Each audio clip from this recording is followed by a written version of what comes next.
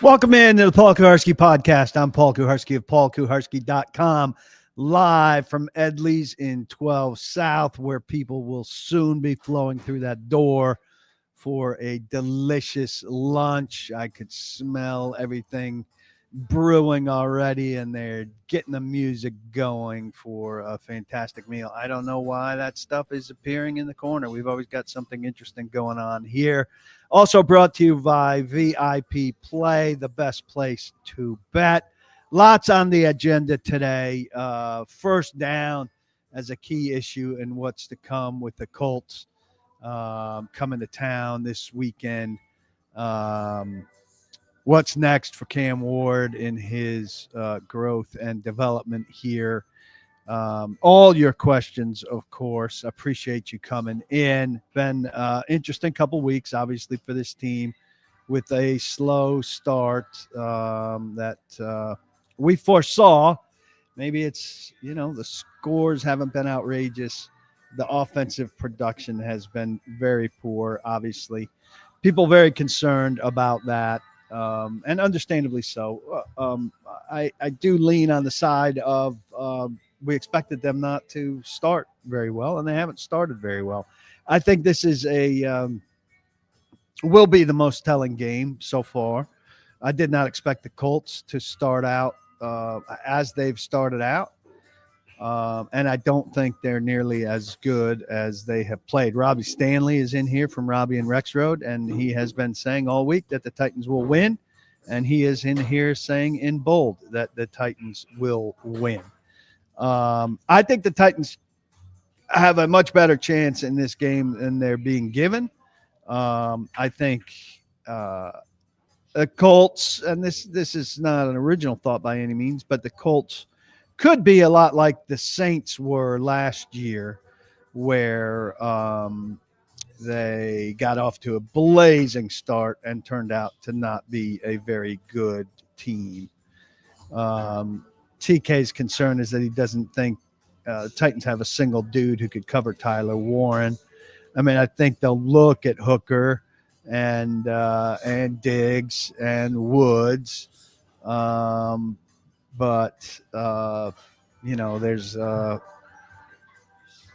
he's going to be a problem for a lot of teams, obviously. Jack Shepard says bet the farm on a win, easy. So Robbie Stanley's got some company.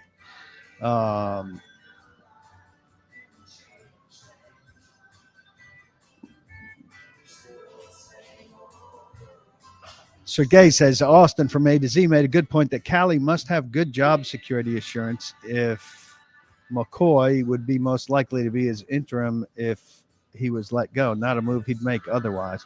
Well, look, he's trying to he's not going to not hire a guy who would replace him thinking that. He's got to be thinking about making his team better, and making his team better if that includes, hiring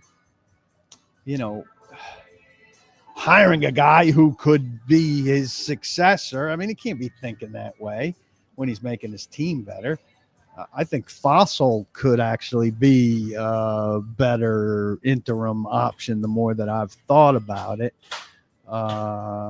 So I don't know. But, Mike McCoy is no heroic potential replacement based on his record.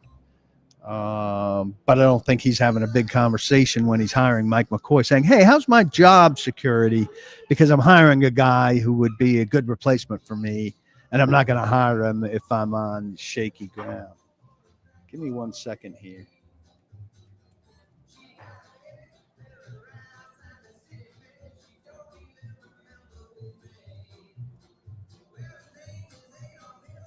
Thank you. So I wouldn't put that as much of a factor. Let's talk about this first down stuff. The Colts are averaging on offense 6.5 yards a carry and 12.1 yards an attempt with a Daniel Jones pass rating of 125.9 yards on first down. These are massive numbers. And if the Titans are going to stand a chance, they're going to have to tamp those down in a massive way. Jeffrey Simmons agrees with that, said that kind of keys the game from his standpoint, that they've got to do much better on first down, much better overall on first and second down, where the Titans haven't been good. Offensively, the Colts are allowing 5.1 yards per carry on first down. They're allowing 5.3 yards an attempt passing on first down.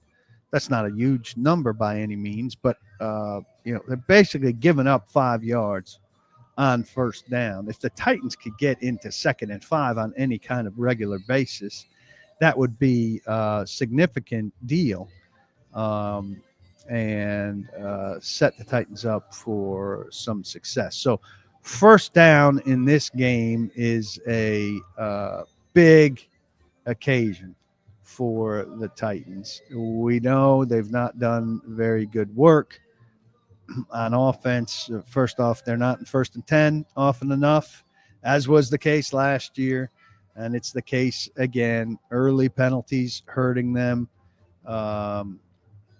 and negative plays to a degree.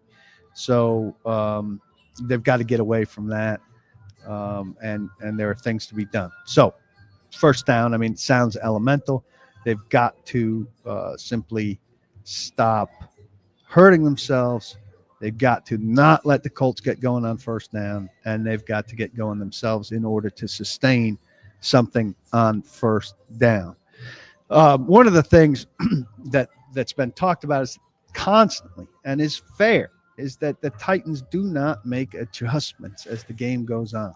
It seems that they come in and say, here's what we're going to do, but then they don't have any feel for what the opponent is going to do to counter what they do and what they will do then. And Callahan says, it's not about halftime. It's not a lot of time at halftime. We're constantly adjusting between series, but those constant adjustments between series don't seem to yield any results. And he downplays halftime in terms of the shortness of halftime. Peyton Manning said this during the Manning cast, he never made any significant changes at halftime. It's time for orange slices and a bathroom break. Well, that's fine for Peyton Manning to say it, because Peyton Manning and the coaches that he worked under were good adjusters, and they got things done, right, over the course of his career. I don't recall it being a big issue that Peyton Manning in Indianapolis and in Denver could not adjust to what defenses were doing to him. For Brian Callahan, that has not been the case. And so for him to minimize what can be done at halftime and the time constraints of halftime, that's all well and good. But I said, I understand the time constraints of halftime, but shouldn't you be looking for ways to maximize what you can do in that brief time at halftime? And here's what he said to that question. Yeah, we're always looking to try to improve that process and whatever we think we need to do from a communication standpoint, from a presentation standpoint to the players.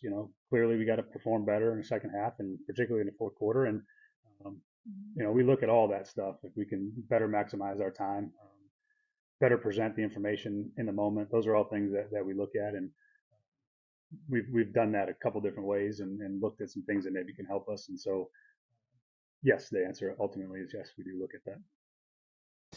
They look at it, but that's not the first thing he said when he was asked about halftime adjustments. He downplayed the ability for halftime adjustments to be a factor and to have a bearing, and said instead, they're adjusting all the time between series, which sounds good in theory, except we don't see any kind of tangible evidence that they're making something. You go, oh, there's some kind of counter to what a defense is doing to them. And so I think that's certainly one of the many disappointment disappointments of Brian Callahan's style and of what the Titans do and don't do and what they fail to do. Let's retweet out there to spread the word that we're in here, get a better conversation going.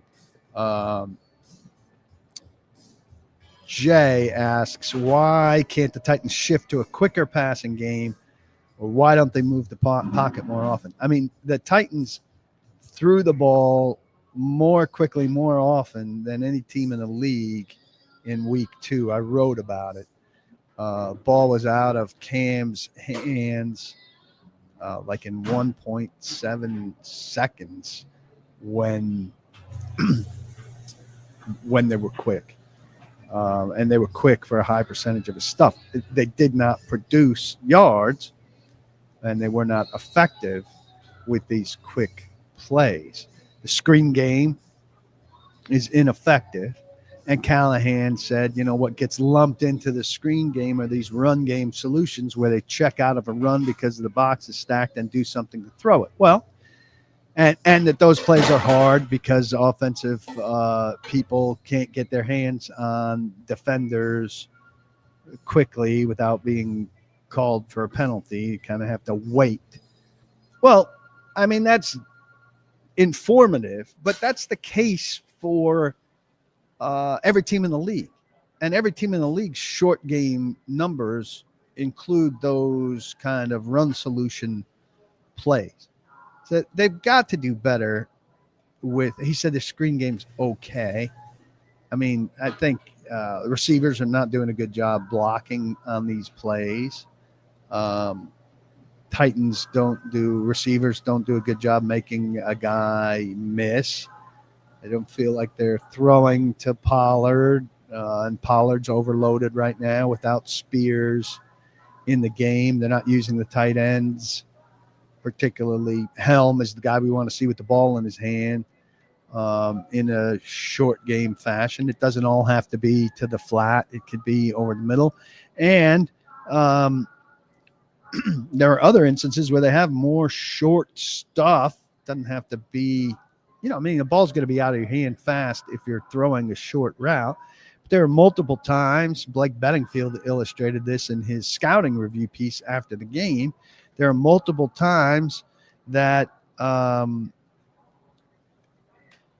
Ward was passing up somebody like Tyler Lockett, who was available and open for a shorter pass, 6, 7, 8 yards. He's passing him up to go for something that is more well covered, a little further downfield. That didn't come to fruition. And so Callahan talked about, he's a hunter and he's going to hunt for those bigger plays. But yes, there are times we need him to take the other thing. It brought to my mind Jeff Fisher, who drove us crazy by saying never pass up one to get to another. There's a balance between those two. I think Cam's passing up one to get to another too often.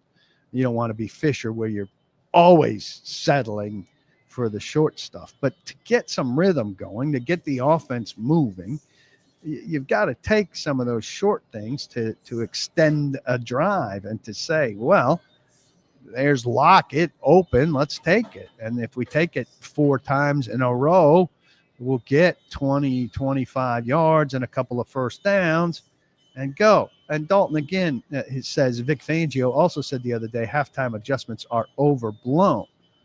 Sure, I'm not saying you're going to revolutionize what you're doing at halftime, but I don't want to hear like, there's really nothing we could do at halftime when you're consistently not matching the other teams. Other teams seem to come out of halftime doing more different stuff than the Titans do. So we could say it's overblown, but we're watching a team that consistently comes out of intermission with fewer answers than its opponent, which is problematic.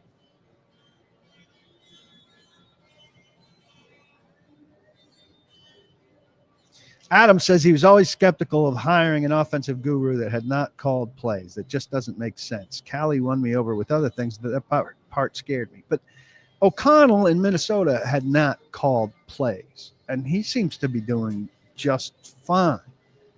I mean, and do we think LaFleur's 1 year of lack of success calling plays in Tennessee um, was a crowning achievement for him to go to Green Bay? Now, he obviously went into a fantastic situation. There's somebody besides O'Connell also that I think Zach Taylor in Cincinnati had not called plays. So the idea that this was like a huge warning signal, um, I mean, I think the plays he calls are not bad. It's the sequencing of the plays that he calls, and he clearly doesn't have the greatest feel for that. And so if you had concerns about that, that's coming to fruition for him. But that should have been a red flag that stopped the Titans from hiring him. I think there are enough examples of guys who have come into the league and fared well enough, having not been play callers before, is fine. If Brian Callahan is replaced, I think they should hire an offensive coach again. I think they'd want somebody with experience. But those candidates are limited. I mean, Cliff Kingsbury would be one of them. And he's having a very good second act now as coordinator in Washington. But he was not a great head coach. Now, is he going to come in and say, my stuff, just presuming, would he come into a second job and say, my stuff has worked with Jaden Daniels and I can go back to head coaching the way I head coached before? Or is he a lesson learner who's going to be way different? Here, Howie on the second half adjustment says, he's the first coach I've heard downgrade halftime to second half adjustments that much. So it's weird. And Robert picking up on this. Well, the Titans offense was moving the first half of the game and then did virtually nothing after the half when the Rams adjusted. So why can't Callie counter? He hasn't countered yet. I think this is a fair complaint. He gets out countered. The Titans generally get out countered. The Colts have been bad rushing the passer, and they have a ton of cover three, which the Titans have been good against. Good measuring stick for the offense. The Colts do not rush the passer anywhere near as well as Denver does or as the Rams do. That is a big factor in this game. They do not have Kwity Paye is not a big name, high success rusher. The way these guys that the Titans have seen and struggled with. And so here's the test. These are the kind of guys that Dan Moore should absolutely be able to handle. It does not look like J.C. Latham will be back. If they go back to Ojukwu, he's got to fare better. They've got to give him more help. But this is a rush group that this improved offensive line should absolutely be able to handle better. Nick wants to see the Titans run a middle screen to the tight end of the running back. I agree. That would be a better and increased mix of short game stuff. The problem, John says, is the scheming of the screens is they aren't running behind Isle Manor. You would certainly think that he would be a guy that would be out leading the screens. I can tell you they worked on these screens a great deal in training camp with Cam taking no drop or one snap and slinging the ball out there in a hurry, with the initial blocking coming from the other receivers or targets, and then second wave of blocking coming, and it just has not come to fruition in games. Is there a nursing home that could take Kevin Zeitler? I don't think Kevin Zeitler's been bad by any means. His elbow seemed to be a bit of concern. Howie says that Callahan has also downplayed the lack of offensive line improving while also avoiding criticism of Ward if he's the other logical issue to pressures coming in. Is it Cam or the offensive line? Can't be in the middle there. Why can't it be in the middle there? It's absolutely in the middle there. Sometimes Cam has held the ball too long. And sometimes the pressure has been on him too quickly. It's never just one thing, Howie. It's usually a combination of things. Excuse me. This line has not blocked nearly as well as it needs to, but the quarterback has also left them in trouble a few times by holding the ball too long, and that's often the case in pass protection troubles. There have also been, an occasion or two where the line help in the form of a running back or a tight end has not helped. And going back to Io Manor as a blocker, to John, Dalton says they tried that twice in Denver and Io Manor got blown up. Barton Henley, a regular participant, good morning to you as well. Good to see you. Dalton thinks that Callahan is a great schemer. He really is. I think he loses game flow every now and again. I think it's more often than that, which makes the offense stall. I really do think he can get better, but it needs to be fast. And look, there's no indication right now that it's going to get better and get better fast. People do hit growth spurts. Players do. Coaches do. Switches get flipped and things happen. I can understand why nobody's optimistic about that happening. It's hard to believe in something that you have not seen evidence of. I don't pick Titans games generally unless I have a strong feeling, but I would have trouble picking this team to win until I see this team win. Now, I think it's got a better chance of winning this game than it had of winning the first two games. That's my feeling going into it. I didn't feel good about them going into the Denver game. I didn't feel good about them going into the Rams game. I feel better about them going into the Colts game. But I'd be hard-pressed to pick the Tennessee Titans to win a game until I see them win a game based on how they play. And, this flatness, this lack of I don't know if urgency is the right word, but all this stuff that I wrote 2 or 3 times about it in training camp, and we talked about it here, and we talked about it on the radio, that there's something missing, and this team didn't have the feel and the vibe and the energy. Some people were dismissive of that. Some people on the Titans were dismissive of that. Most of the Titans were dismissive of that. Callahan didn't get what we were talking about and everything. Well, I think that's coming to fruition now. So far, I mean, it's been like a lifeless game. O'Connell's looking like buns now that Sammy Biscuits is gone. It's 2 games. I mean, you're going to say O'Connell's done after 2 games without Sam Darnold? I think that's a little bit extreme. 2 games. I think the guy's established himself as a pretty good head coach.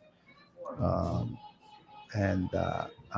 certainly would feel confident if my team were in his hands right now. So, now he's in trouble because he's in a backup, down to his backup quarterback, and he's playing with when they're healthy, he's playing with a new quarterback. It's going to take a little time to get going.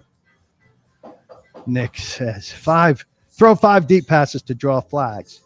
Throw routes 7 to 17 yards and always have a check down built into the play to throw to if deeper routes aren't open. Look, I think, and I've said this pretty strongly that I don't think that that Cam has had good enough check down stuff when he's under pressure all the time. Like the 2 plays after the muff punt recovery in Denver, it didn't look like there was anywhere for him to go when he was sacked back to back, which took them out of field goal range. So Jim says, can we get past this woulda, coulda, shoulda? Patience, establish consistency. It's hard to it's hard to be patient. Understand that. Establish consistency. I mean, they're not doing anything consistently right now. So that's a difficult ask. A lot of talk about Isle Manor here. Here's Nick Holtz on Isle Manor with the contested catches and just overall his growth curve so far. You know, what you saw on Saturday is really what you saw out of him in college. He's really good in the contested catches. So I think that for him is kind of asking him to do a lot of the things he did in college. You know, he got a lot of, double coverage and got a lot of press coverage, and he was really the focal point of that Stanford offense. So he's kind of used to that, competitive situation of where that ball's in the air and he's kind of got to go get it and plays to his strength. And then, I'd credit his kind of fast ascension as to how hard of a worker he is. He's studies all the time. He asks great questions. He's super detailed, and it's really what we saw in the draft process from that kind of a standpoint. So it's been a really quick transition for him, and I think it just is going to keep growing and growing. Really have to like the start of Alec Isle Manor's career and how he's panning out up to this point. It's a faster growth curve than I expected, and I think than many people would have reasonably expected. So props to the Titans on that. Mike Herndon has a piece up about the young pass catchers, so about Isle Manor, about DK, about Gunnar Helm, and about the early signs from them. Definitely worth a read at paulkuharsky.com, where you should be a member. I mentioned this. I was out for the first time in a while downtown. I paid $34 for 2 drinks. So when I say that the price of paulkuharsky.com for a monthly membership is about the same as a fancy cup of coffee or a cocktail, I am understating. It is far cheaper to join paulkuharsky.com than it is to have just one cocktail in Nashville. So you should sign up immediately and get all of the analysis at paulkuharsky.com. Everything I write, everything Mike Herndon writes, who's excellent analytical voice on the Tennessee Titans. Contributions now from Drew Beatty, who did a great film breakdown of L'Jarius Sneed. There was some debate as to how well Sneed did against Davante Adams, based on Adams having some success. Turns out L'Jarius Sneed was pretty sticky and played some encouraging cornerback for the Titans, which is something that they really need. You could see Drew Beatty's analysis on that. And Braden Gall offering kind of collegiate view of what the Titans should be looking at, considering how important the draft is to them. Blake Bedingfield with the scouting review of the Titans game from a scouting perspective every Monday after the game. All of that. And if you're a member, and I put this up in a post this morning, if you're a member and you want, you can sign up for text alerts for these podcasts. So you'll get a reminder on Friday before this goes live, and you'll get a notification on Sunday that I'm about to go live from the press box. That's not always at the exact same time. So I know those are very popular podcasts, and you'll get a text that says, hey, I'm about to go live. All for pennies, right? $7.50 a month or $81 a year. Come sign up and join the party. This is the first season, Jordan Pace says, in 25 years as a fan, where I resigned in the offseason that we're not making the playoffs. Delusional no more. My calls for baby steps as growth metrics resonated. You can't expect more than baby steps from the 2025 Tennessee Titans. Now, those baby steps have to be significant for Cam Ward to give the franchise faith in the direction of what's going on and in their head coach, Brian Callahan. And I know right now people find it hard to believe that there could be long-term faith in Brian Callahan. I think he still has a chance to show them that he's something. But that clock is starting to tick. And quite frankly, if the fan base is so enormously against him and so loudly against him, and that's paired with a winning percentage that matches last year's, it's just going to be hard for him to survive. They need tangible results, and those tangible results need to be better play from Cam Ward than we've seen so far, which I expect will come.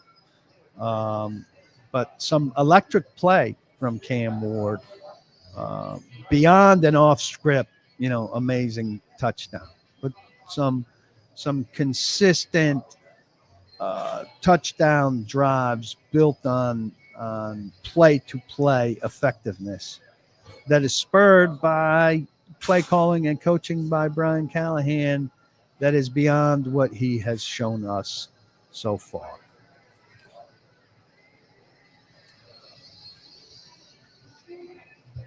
Chargers just picked up Weaver, former Titans defensive outside linebacker. I don't expect that to be a pick that means anything.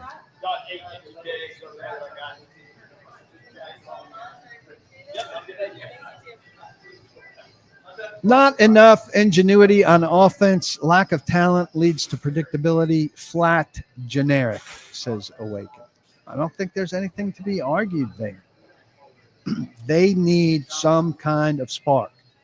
Tony Pollard has run fine, but 10 yards is the long play. There is no dynamic offensive juice on this team. They have no explosive plays. Even the fantastic off-script play from Cam Ward was technically a 9-yard touchdown, right? He threw it a hell of a long way, but they were at close range. They're not doing anything that lights a fire. And I have become a believer in Mike Vrabel's thing that plays are what gets excitement for a team and gets a team going and started. And this team's not making any plays unless you look to special teams.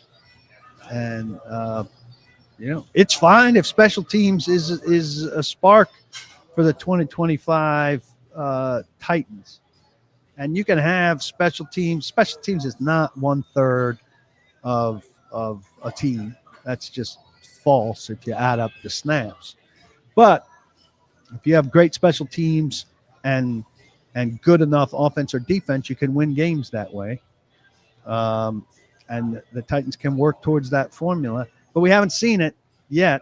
We haven't seen it add up to enough.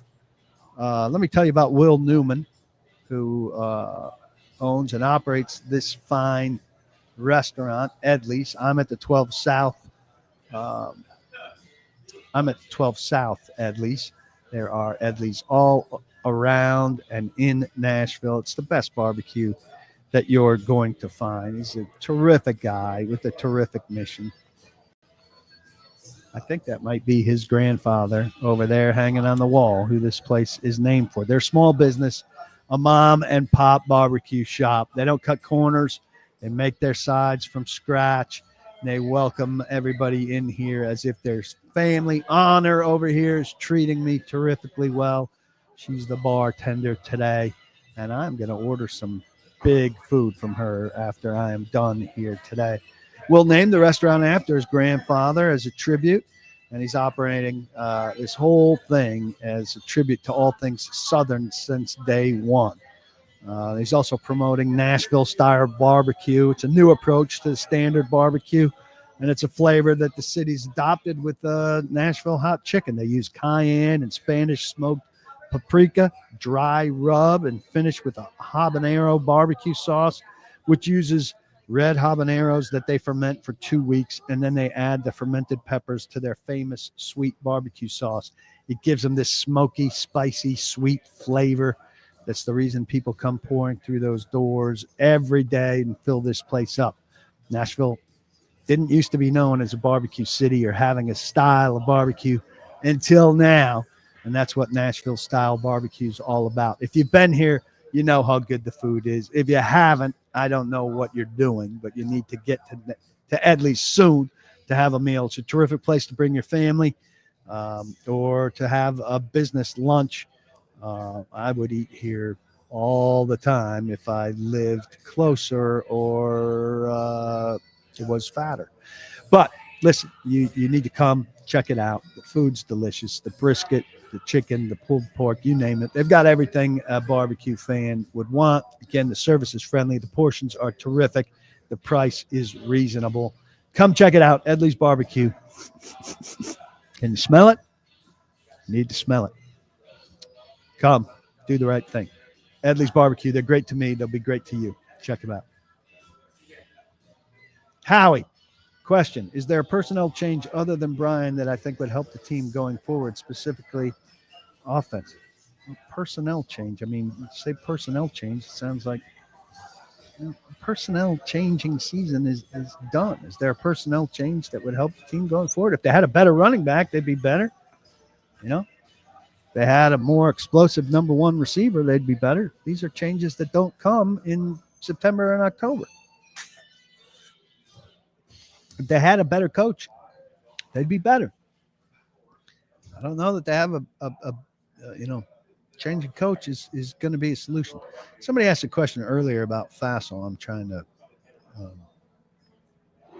Why have we not taken any deep shots? Yeah, I think they need to take more, certainly, with Isle Manor and with Ridley, and certainly. TK says, we hear all these things in the media about Callahan playbook and how great the scheme is and all that, but at what time do you start questioning whether it's actually put into action? Well, I think what we say is that you can see that plays work and that people are open. Their ability to string plays together and string drives together is poor. And that's where the disconnect is. Tall Texan says it's not a matter of adjustment. Motivation only lasts so long. Eventually, talent will almost always start to show. So he's saying, he's putting it on the roster. And I think a lot of it goes on the roster. But, here's something I'm planning on getting to next week. Guys are allowed to overachieve, And Nick Suss talked about this as well, and we both clearly had it on our lists this week. I look at Mike Vrabel's tenure, and he had guys overachieve, particularly when they were good. They plugged in guys. I mean, they got contributions from no-name people who played well for them at times. I'm going to look at the first 2 years of Mike Vrabel. He had overachievers contributing to teams that were better than these teams. But who's overachieving for the Tennessee Titans? Who's overachieved for Brian Callahan? Who's overachieved for Bill Callahan? Hardly anybody.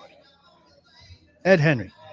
I've asked this question to a few folks this week, but why can Fassel get the most out of his group while others, including Callahan, cannot? Same shitty roster, right? I mean, I think there's a little bit of an explanation that back-end guys, the difference between the Titans back-end guys and the back-end guys around the league is small. And the difference between top-end guys is more extreme. But I think it's a fair question. Fassel has taken what he's got and he's done more with it. And that's not the case with other people. And I think that's significant. I have more videos I wanted to share, so let's take a look at a few of those. Uh, um, Holtz on Cam, and kind of his heartbeat and Yeah, how the he great operates. thing about Cam Ward is he's pretty much the exact same person every day, even during the game. I'm not sure his heart rate goes very high, and so he's very much the same after the game. Explains really detailed on what he saw, why he saw it, what he was looking for. Hey, I saw this. Maybe I saw this wrong, but the information that comes back from him is really good. So that's really where it is a discussion a lot of times. Coordinator to quarterback, with the head coach in there, with Bo in there, all these other things, and the other quarterbacks. We're all kind of sitting there, and so each play we kind of get a lot of feedback, and he's really impressive in that way. He sees it, he knows what he saw, he knows why he did it, and maybe some of those reasons aren't what we want, or hey, now we got to keep working with him on these, but it's been really good. I think that's pretty significant. Cam Ward sees it, he knows what he saw, and he knows why he did it. Right now, I believe that. And I think there are other young quarterbacks who come into the league and they have plays where they don't understand what they saw. And they can't necessarily explain why they did what they did. Will Levis last year, right? But this is significant for Cam Ward. That when things don't necessarily go right, he understands what he did and why he did it. They can unwind that, talk about it, and put it back together and say, well, next time here, if you see that, here's what you should do and why. And I think there lends itself to the potential for quick growth. And I think this is significant when Cam talks about what he needs to improve. Uh, he hems a little bit at the beginning, but then he's got an answer. I have to just continue to get through progressions faster, especially backside. Moving on from my first pre-snap, then just giving my guys a chance because we won, especially Edley and Red, they won a lot of the backside routes that I didn't get to, where I had to step up. Then just really getting better in the pocket, moving within the pocket, keeping a short stride, getting the ball out. Get through progressions faster, move in the pocket better. Those are very specific answers to what do you need to do better. And I think get through those progressions faster is a key because if people aren't winning on the front side and he can recognize it faster, he knows that people are open on the backside, winning routes on the backside, and he's not getting it. Very specific. I like that. I think that's significant. A lot of questions about guys getting open and how they are getting open or aren't getting open. I talked to Tyler Lockett, who, by the way, is a very smart and resourceful guy and is going to teach us a lot about what's going on with the Titans and why. I mean, when it comes to man to man, like separation is all dependent on you, how you run routes, how you detail every route that you have, the DB that you're going against, how they play, all that different type of stuff. And a lot of DBs switch it up as well, so you just got to be able to be prepared for that as well. But the separation piece is just going back to just doing one on ones every single day. And you got to look at it like, I got to beat my man. If I don't beat my man, then I'm not getting open. And zone is a little different because the scheme can get you open. You can find open holes and open voids and stuff like that. But when it comes to man to man, it's you versus the man in front of you. Separation, about you winning one-on-ones. Titans have to win one-on-ones across the board in this game, particularly those edge guys, Moore, and I don't think it's going to be Latham, so it's probably going to be a Juku. But those guys need to win without a lot of help. And I think this is a huge game for the interior offensive line. DeForest Buckner, Grover Stewart, Colts are best in the middle, kind of like the Titans are. This is a similar game. You've got Simmons with Sweat back, strong interior, run stuffing, and rush. Then you got Stewart and Buckner. This is big for Cushenberry, Zeitler, and Skaronski. That, to me, is the strength of the Titans' offensive line. They need to play like it, and they need to show it. They need to show that they need to show that the big concern of the offensive line is outside Leave it outside. Show us that the inside is fortified and is going to be fine against top-level interior defensive players. If the Titans come out of this game and Buckner and Stewart and the other guys that they roll out on the inside for Indianapolis have had a big game, that is going to send bad signals about the interior of that offensive line. And I want Scrutiny, Cushenberry, Zeitler to show. Inside of this line is not a question. Inside of this line is fortified. We may still have issues, but they primarily lie with more Latham substitute. And you don't have to worry about the three of us inside. Can the Titans come out of this game showing us that? Can they? I feel good about it. I hope I feel good about it. I hope we all feel good about it at, 3 or 4 o'clock on Sunday afternoon. Interior offensive line should be a strength of the Tennessee Titans. Sunday afternoon is going to tell us if it's a strength of the Tennessee Titans.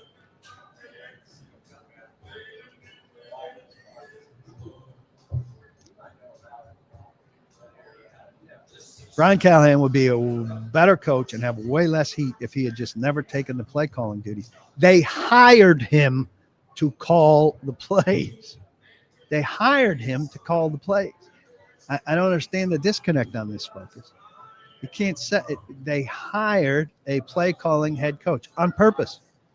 After watching Mike Vrabel roll through 3 different play callers or 4. LaFleur, who quickly got taken. Arthur Smith, who quickly got taken. And then Downing, and then Kelly. So he rolled through 4 play callers. 2 good enough to get head coaching jobs in the league.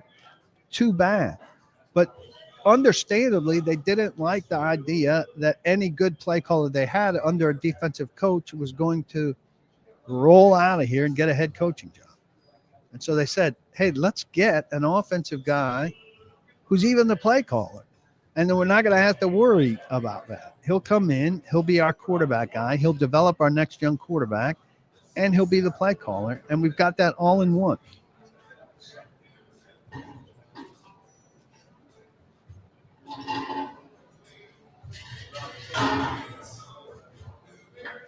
Nick asks about Bill C. We're still waiting for Bill C. to coach up the offensive line. I don't think he's coaching them to where they show improvement. Well, I do think some guys have shown improvement. I think Skoronski's gotten significantly better. We don't know about Latham yet, and I worry that this hip is going to be a long-term concern. But I wrote about Callahan this week. The top 5, should be at least a net neutral this year. And this inability to find depth is a huge concern. In 2023, he played 10 starting offensive linemen in Cleveland. They won 11 games, and the offensive line was not a big negative for them. With a statue at quarterback and Joe Flacco. Go read this piece. It addresses a lot of what you're saying. How do the Titans get an all-time great offensive line coach who's coming off a season where he played 10 guys, and he gets here and nothing's happening? Jimmy Morris, I don't know what 4 means. Let me tell you about VIP Play. I've got a decent record right now with VIP Play.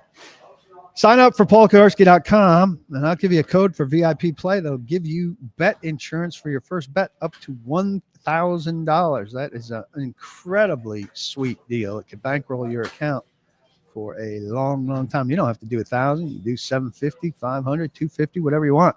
It's the premier betting experience where everybody plays like a VIP.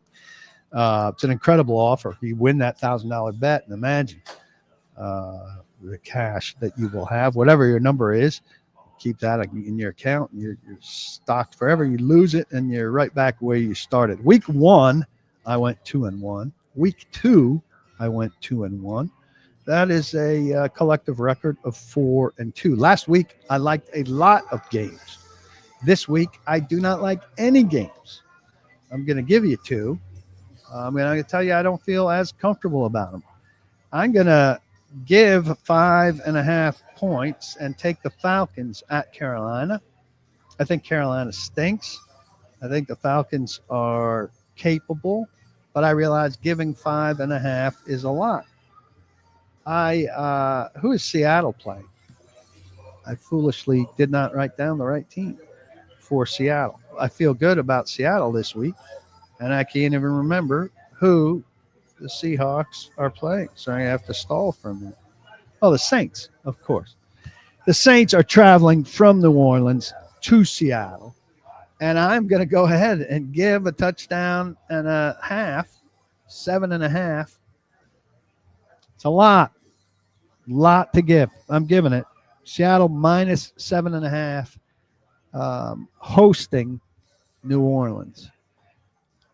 Don't feel great about either of them, but they're the two best picks on the board as far as I'm concerned. Head to VIP play, get treated like royalty, make those bets or your own bets, whatever you want. The premier betting experience. Again, if you sign up for a year at paulkuharsky.com, which is a steal, I can give you a code, VIP play, bet insurance for your first bet up to $1,000. Pretty sweet offer. Gambling problem? Call 1-800-889-9789. Terms and conditions apply. You must be 21 and over in Tennessee to bet.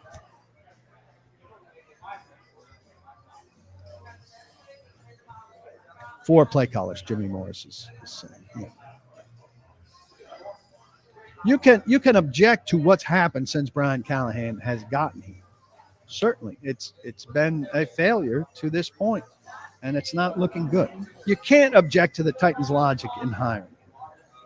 Titans' logic in hiring him was completely sound.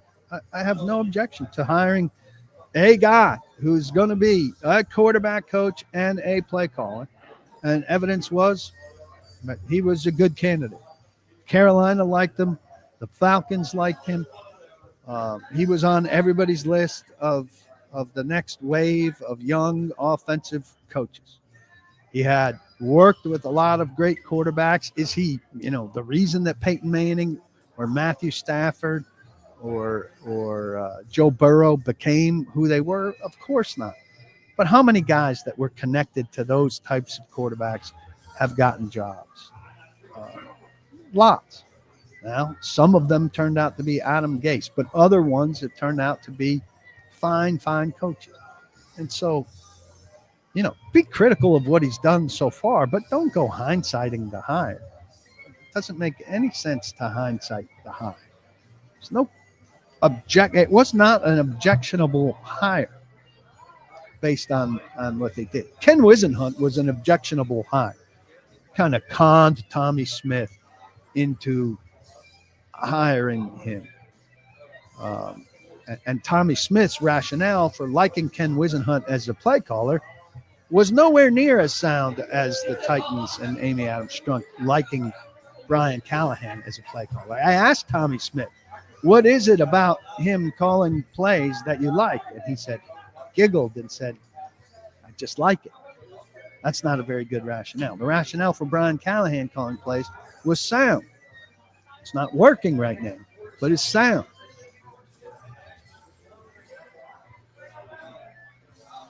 If this season ends similar to last year, should we hold Cam Ward in the same regard as Will Levis, where there still may be a quarterback issue along with the coaching issue? 2 games in, and Cam Ward has not put forth losing efforts? That's a ridiculous question at this stage. I'm sorry.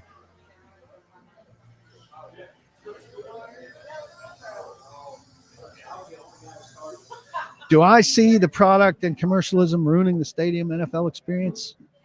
Howie says he went to a game last year versus Green Bay, and it was so prosthetic feeling with timeouts, rush clock, etc. I mean, I don't think the game day experience in Nashville is very good based on what I hear from everybody and what I see from the Titans. I did not attend games in the crowd. I do have a feel for them from the press box. I don't enjoy attending games very much myself. I like baseball games, and even that, I've told the story. I was to a Phillies game in ridiculously good seats that I got free, and the four guys behind me were unbearable and made it far less enjoyable. I know a lot of you that go to Nissan Stadium bonded with the people that you sit around and made new friends out of it. And I think that's terrific. But to me, everybody I sit next to at a game is a know-it-all that offers a constant running commentary or play-by-play that just seems totally unnecessary. And I think the TV experience is better than it's ever been. I think the new Nissan Stadium will be a much better experience. I think people will be intrigued to visit the place at least once.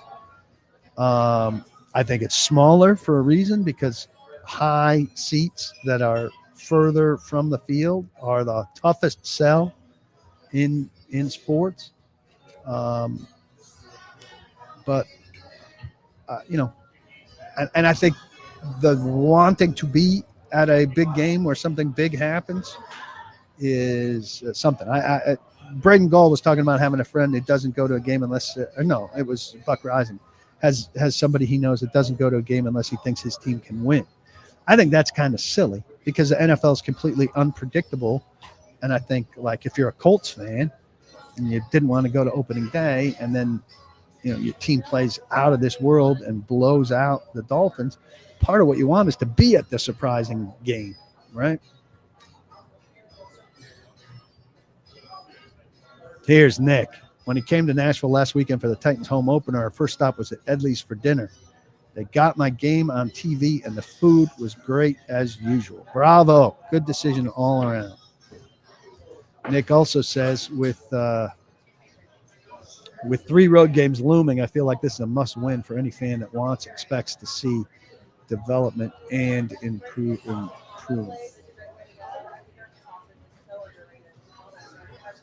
Mike Keith going into the Ring of Honor this week. That's not a very big draw. I mean, I think people are pleased to see him going in, but I asked if that would help attendance at all. 75% of the people to my poll said it is not.